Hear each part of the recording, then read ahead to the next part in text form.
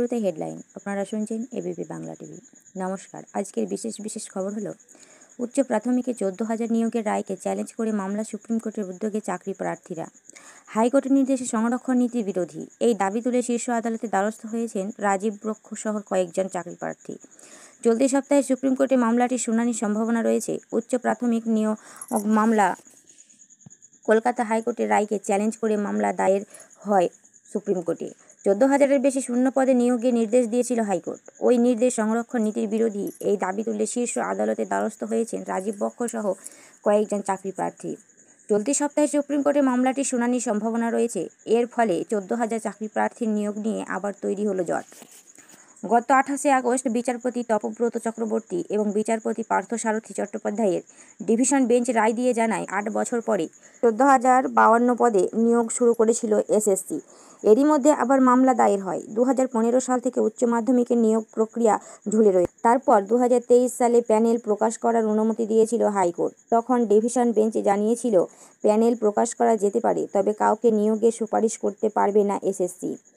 এরপরে মামলাটি যায় নতুন ডিভিশন বেঞ্চে। গত 18 জুলাই বিচারপতি তপব্রত চক্রবর্তী এবং বিচারপতি পার্থসারথী চট্টোপাধ্যায়ের ডিভিশন বেঞ্চে এই সংক্রান্ত শুনানি শেষ হয়েছে। 28শে আগস্ট রায় ঘোষণা করা হয়। উচ্চ প্রাথমিকের নিয়োগ প্রক্রিয়া একাধিক ত্রুটির অভিযোগ তুলে হাইকোর্টে মামলা দায়ের হয়েছিল।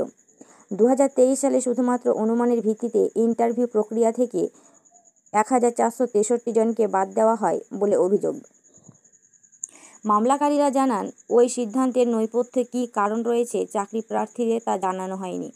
পরের 4 বার তা খতিয়ে দেখে এসএসসি শেষে ইন্টারভিউ থেকে বাদ পড়েন 74 জন। সেক্ষেত্রেও সঠিক নিয়ম মানা হয়নি বলে অভিযোগ ওঠে। এসএসসি নিয়োগ প্রক্রিয়ার বিরুদ্ধে আরও অভিযোগ ছিল, কাউন্সিলিং এর সময় সংরক্ষণ নীতি মানা হয়নি।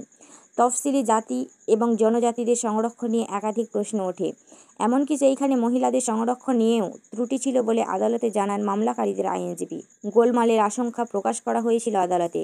দীর্ঘ 7 বছর ঝুলে থাকার পর অবশেষে উচ্চ প্রাথমিকের ওই 14,052টি পদে নিয়োগের জন্য নতুন মেধা তালিকা প্রকাশের নির্দেশ দিয়েছিল হাইকোর্ট। বিকাল 5টায় কালীঘাটের মুখ্যমন্ত্রীর বাড়িতে আবার বৈঠকে ডাক আন্দোলনরত ডাক্তারদের। পৌঁছল ইমেল। মুখ্যমন্ত্রী কালীঘাটের বাড়িতে সোমবার বিকেল 5টায় তাদেরকে ডাকা হয়েছে। মুখ্য সচিব জানিয়েছেন, এটি সরকারের তরফে পঞ্চম এবং শেষ চেষ্টা। জুনিয়র ডাক্তারদের সঙ্গে সোমবার আবার বৈঠকে বসতে চাইলেন মুখ্যমন্ত্রী মমতা বন্দ্যোপাধ্যায়। সৌভিক দেবনাথ আন্দোলনকারী জুনিয়র ডাক্তারদের আবার ডাকা হলো বৈঠকের জন্য। মুখ্যমন্ত্রী মমতা বন্দ্যোপাধ্যায় কালীঘাটের বাড়িতে সোমবার বিকেল 5টায় তাদের ডাকা হয়েছে। এই মর্মে মুখ্য সচিব মনোজ পন্থ জুনিয়র ডাক্তারদের ইমেল করেছেন। ইমেলে বলা হয়েছে, গত 9 সেপ্টেম্বর সুপ্রিম কোর্ট নির্দেশ দিয়েছিল, 10ই সেপ্টেম্বর বিকাল 5টা থেকে জুনিয়র ডাক্তারদের কাজে ফিরতে হবে। না বৈঠক করানোর জন্য আমাদের তরফে পঞ্চম এবং শেষ চেষ্টা। খোলা মনে আলোচনার জন্য কালীঘাটে মুখ্যমন্ত্রীর বাড়িতে আপনাদের আমন্ত্রণ জানাচ্ছি। আমরা বিশ্বাস করি সুচিন্তার জয় হবেই। আপনাদের আগের দিনের বক্তব্য অনুযায়ী এই বৈঠকের কোনো ভিডিওগ্রাফি বা সরাসরি সম্প্রচার হবে না, কারণ বিষয়টি সর্বোচ্চ আদালতে বিচারাধীন। বৈঠকের পুঙ্খানুপুঙ্খ কার্যবিরতি নিয়ে দুপক্ষের সই থাকবে। সেতুর উপর দিয়ে বইছে কোপাই নদী। টানা বৃষ্টিতে জলের তলায় বীরভূমের কঙ্কালীতলার মন্দিরও। ইমেলে আরও বলা হয়েছে, সোমবার বিকেল 5টায় কালীঘাটের বৈঠকে আয়োজন করা হয়েছে। আগের দিন ডাক্তারদের যে প্রতিনিধিরা বৈঠকের জন্য কালীঘাটে এসেছিলেন, তাদেরই সোমবারও আসতে অনুরোধ করা হচ্ছে। বিকেল 4:45 মধ্যে কালীঘাটে পৌঁছে যেতে বলা হয়েছে ডাক্তারদের প্রতিনিধিদের। উল্লেখযোগ্য, আরজিকরে মহিলা চিকিৎসকের ধর্ষণ খুনের ঘটনার প্রতিবাদে স্বাস্থ্য ভবনে সামনে ধর্নায় বসেছেন জুনিয়র চিকিৎসকেরা। সোমবার তাদের ধর্নার 7ম দিন। এর মাঝে বারবার মুখ্যমন্ত্রীর সঙ্গে বৈঠকের চেষ্টা ভেস্তে গিয়েছে।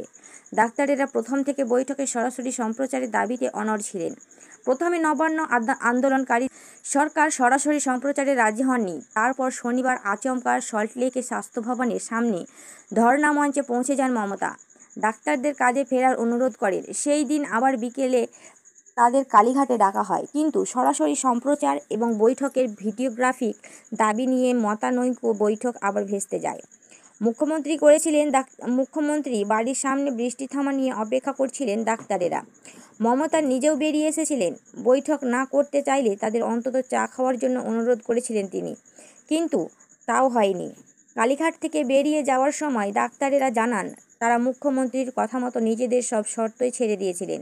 সরাসরি সম্প্রচার এবং ভিডিওগ্রাফি ছাড়াই বৈঠক করতে রাজি হয়েছিলেন, কিন্তু শেষে তাদের বলা হয় 3 ঘন্টা মুখ্যমন্ত্রী অপেক্ষা করেছেন আর বৈঠক সম্ভব নয়। আবার সল্টলেকের ধর্ণা মঞ্চে ফিরে আসেন ডাক্তারেরা। তারপর সোমবার আবার তাদের বৈঠকের জন্য ডাকা হলো। সরকারের তরফে এটাই শেষ চেষ্টা, জানিয়ে দিলেন মুখ্য সচিব। কর্মবন্ধু প্রয়োজন। হাওড়ার মেডিকেল কলেজে 8ম শ্রেণী উত্তীর্ণদের জন্য কাজের সুযোগ। Howrah Mahesh Bhattacharya homeopathic medical college ও হাসপাতালের কর্মবন্ধু প্রয়োজন। ওই কাজের জন্য 3000 টাকা প্রতি মাসে পারিশ্রমিক হিসেবে দেওয়া হবে। রাজ্য সরকারি হাসপাতালে কর্মখালি, এই মর্মে একটি বিজ্ঞপ্তি প্রকাশিত হয়েছে। তাতে বলা হয়েছে, Howrah Mahesh Bhattacharya homeopathic medical college ও হাসপাতালে কর্মবন্ধু হিসেবে কর্মী নিয়োগ করা হবে। ওই কাজের জন্য একটি শূন্য পদ বরাদ্দ করা হবে। উল্লেখিত পদে 8ম শ্রেণী উত্তীর্ণদের কাজের সুযোগ দেওয়া হবে। এক্ষেত্রে পদ প্রার্থীদের বয়স 18 থেকে 40 বছরের মধ্যে হতে হবে। আবেদনকারীদের ইন্টারভিউয়ের মাধ্যমে যোগ্যতা যাচাই করা হবে। দিল্লির যৌথ সাংবাদিক বৈঠকে তুললেন অভিযোগ। মঙ্গলবার আরজিকর মামলা শুনানি রয়েছে সুপ্রিম কোর্টে। কাজে যোগ না দেওয়ার জন্য কর্মবিরতিতে অংশ নেওয়া জুনিয়র ডাক্তারদের অবস্থিতিতে পড়তে হতে পারে কিনা তা নিয়ে তৈরি হয়েছে জল্পনা। কলকাতার আরজিকর মেডিকেল কলেজে মহিলা চিকিৎসকের ধর্ষণ এবং খুনের ঘটনার প্রতিবাদে গোড়া থেকেই পথে নেমেছিলেন তারা। এইবার দিল্লির জুনিয়র ডাক্তারদের সংগঠন রেসিডেন্ট ডক্টর অ্যাসোসিয়েশন, পশ্চিমবঙ্গে আন্দোলন জুনিয়র ডাক্তারদের সংগঠন West Bengal junior doctors front এর সঙ্গে দিল্লি প্রেস ক্লাবে যৌথ সাংবাদিক বৈঠক করল।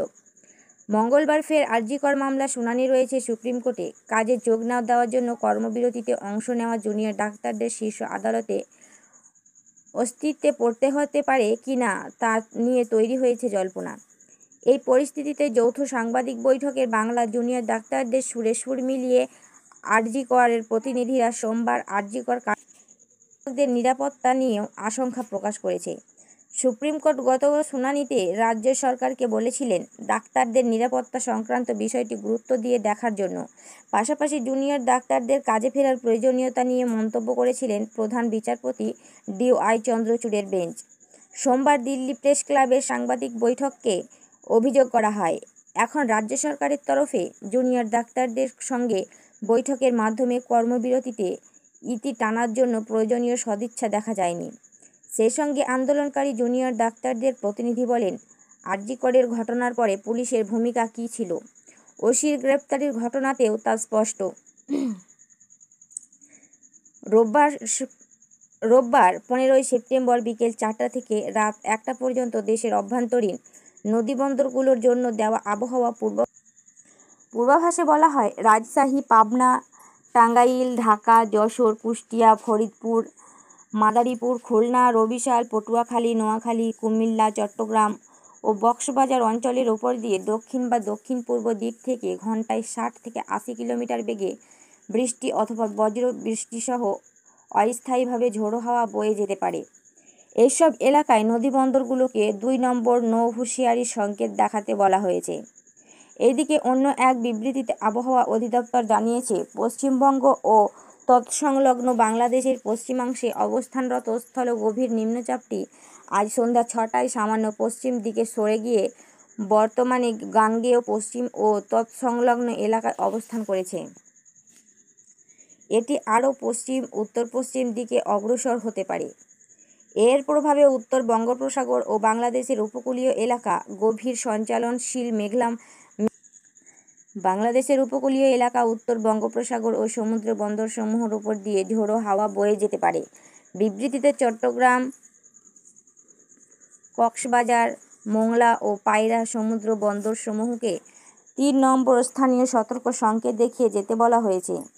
উত্তর বঙ্গোপসাগরে অবস্থানরত মাছ ধরার নৌকা হয়েছে। মুক্তিযোদ্ধা কোটায় তাদের সন্তানের কতজনের চাকরি হয়েছে তার তালিকা হচ্ছে। পুরো তালিকা যাচাই বাছাই করে কোনো অনিয়ম হলে ব্যবস্থা নেওয়া হবে বলে জানিয়েছেন মুক্তিযুদ্ধ ও দুর্যোগ ব্যবস্থাপনা উপদেষ্টা। সচিবালয়ে সাংবাদিকদের এই কথা বলে তিনি 4 পুলিশ অফিসারকে সমন পাঠান সিবিআই বৃহত্তর ষড়যন্ত্রের নেপথ্য কারা, নয়া মোড় তদন্তে। একটা বড় অংশের পুলিশ অফিসার সম্পূর্ণ কেন্দ্রীয় তদন্তকারী অফিসারদের ভুল পথে চালিত করেছে, আর তারই প্রমাণে গড়মিল করেছে। সন্দীপ ঘোষের উংলি এই কাজ করেছেন। তার বৃহত্তর ষড়যন্ত্রের সম্ভাবনা দেখা দিয়েছে কেস। আরজিকর হাসপাতালে তরুণী চিকিৎসককে ধর্ষণ ও খুন করার পর কলকাতা পুলিশ তদন্ত করছিল। সেই তদন্ত কেমন ছিল? তদন্ত হয়েছিল নাকি প্রমাণ লোপাট করা হয়েছিল? এই প্রশ্নগুলির উত্তর খুঁজছে সিবিআই। ইতিমধ্যে প্রাক্তন অধ্যাপক সন্দীপ ঘোষ এবং টালা থানার ওসি অভিজিৎ মঙ্গলকে মুখোমুখি বসিয়ে জেরা করার প্রয়োজন আছে বলেও সিবিআইয়ের তদন্তকারীরা যুক্তি দিয়েছেন আদালতে। কিন্তু এবার নয়া মোড়। আরজিকর হাসপাতালে তরুণী চিকিৎসককে ধর্ষণ ও খুন করার পর কলকাতা পুলিশ তদন্ত করছিল। সেই তদন্ত কেমন ছিল? আগামীকাল মঙ্গলবার সুপ্রিম কোর্টে আরজিকর হাসপাতালের মামলার শুনানি আছে, আর তাই তেড়েফুঁড়ে নেমেছেন সিবিআই অফিসাররা। কারণ তথ্য প্রমাণ দিতে না পারলে আবার খাঁচায় বন্দি তোতা পাখির সম্বোধন শুনতে হতে পারে, যা অরবিন্দ কেজরিওয়ালের জামিনের সময় শুনতে। যাতে তা না হয় তার জন্য সমস্ত আটঘাট বেঁধে ফেলা হচ্ছে। পুলিশ অফিসারদের কর্তব্যের গাফিলতির বিষয়টি নজরে এসেছে সিবিআইয়ের, তাই এই সমন পাঠানো হয়েছে। এই 4 জন পুলিশ অফিসার এলেন, তাদের জিজ্ঞাসাবাদ করা হবে। তদন্তের স্বার্থে এই 4 জন পুলিশ অফিসারের নাম ও পদ জানায়নি সিবিআই। সিবিআই সূত্রে খবর, একটা বড় অংশের পুলিশ অফিসার সম্পূর্ণ কেন্দ্রীয় তদন্তকারী অফিসারদের ভুল পথে চালিত করছে, আর তারই প্রমাণে গড়মিল করছে সন্দীপ ঘোষের উংলি হেলথের পুলিশ অফিসাররা। এর কাজ করেছেন, তাই বৃহত্তর ষড়যন্ত্রের সম্ভাবনা দেখা দিয়েছে। কেস ডায়েরিতেও অনেকটি গড়মিল মিলেছে, তাই এর 4 পুলিশ অফিসারকে জিজ্ঞাসাবাদের প্রয়োজন আছে। গোটা তদন্তের 3টি ধাপ আছে। 1. ধর্ষণ খুনের ঘটনাকে ঘটালো। 2. কী তথ্য প্রমাণ লোপাট করা হলো। 3. সমগ্র ষড়যন্ত্রে কারা কারা জড়িত। একাধিক জোরালো প্রমাণ হাতে এসেছে বলেই তদন্তকারীদের।